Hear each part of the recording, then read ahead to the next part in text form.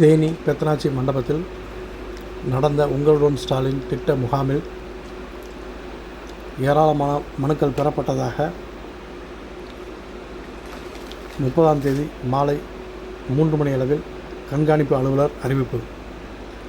தேனி நகரில் சிவராம் நகர் பெத்தனாச்சி மண்டபத்தில் உங்களுடன் ஸ்டாலின் திட்ட முகாம் தேனி அள்ளிநகரம் நகராட்சிக்கு உட்பட்ட 7 மற்றும் 8 உள்ளிட்ட வார்டுகளுக்கு நடந்தது.